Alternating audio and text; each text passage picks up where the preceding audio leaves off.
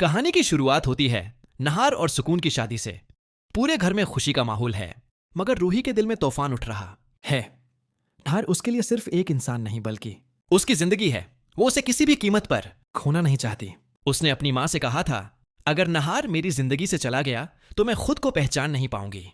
और अब जब नहार सुकून से शादी करने जा रहा है, रूही का दिल जल रहा है। रूही ने पहले तो खामोश रहने का ढोंग रचाया, मगर अंदर ही अंदर एक बड़ा मंसूबा बना लिया था। वो जानती थी कि सुकून कोई आम लड़की नहीं, बल्कि एक प्रासरार ताकत रखने वाली हस्ती है, जिसका असली रंग किसी ने नहीं देखा।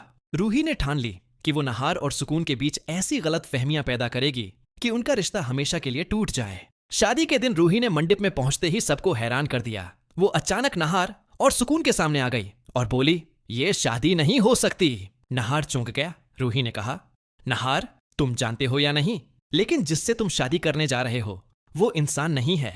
सब लोग साकित रह गए। सुकून ने गुस्से से कहा, रूही, तुम झूठ बोल रही हो। मगर रूही ने फौरन मोबाइल निकाला और एक वीडियो दिखाई जिसमें सुकून किसी अंधेरी जगह पर अपनी ताकतों का इस्तेमाल कर रही होती है। नहार हैरान रह गया, कुछ समझ नहीं पा रहा था।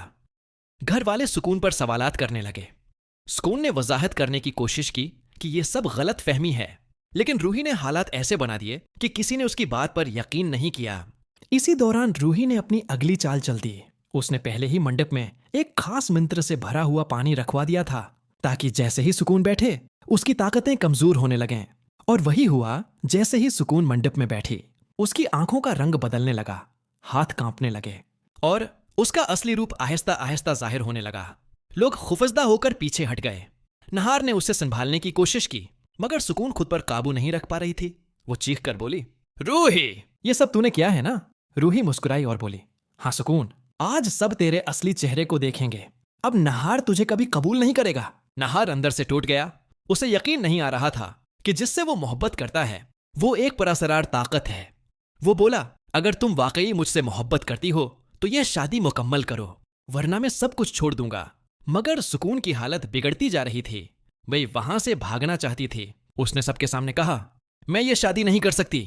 मंडप में सुनाटा छा गया, शनाइयां रख गई और माहौल में एक अजीब सी खामोशी छा गई। सुकून जैसे ही वहां से निकली, रूही के चेहरे पर इत्मीनान की मुस्कुराहट आ गई। उसने दिल में कहा, नहार, सिर्फ मेरा है तो सुकून की जगह अब कोई नहीं ले सकता। लेकिन कहानी यहीं खत्म नहीं होती, क्योंकि इसी लम्हे नहार ने रूही की आंखों में देख कर कहा, रूही, अगर यह सब तेरा मंसूबा था तो याद रख, मैं तुझसे और भी दूर चला जाऊंगा। रूही की मुस्कुराहट मान पड़ गई। उसे एहसास हुआ कि वो जीत कर भी शायद हार गई है। सुकून चाहे मंडप छोड़कर चली गई हो, मगर नहार के दिल में उसकी जगह कोई नहीं ले सकता था। आने वाले किस्तों में दिखाया जाएगा कि सुकून अपनी ताकतें वापस पाने की कोशिश करेगा और रूही की चालों का जवाब देगी। दूसरी तरफ नहार अपने दिल की सच्चाई तलाश करेगा।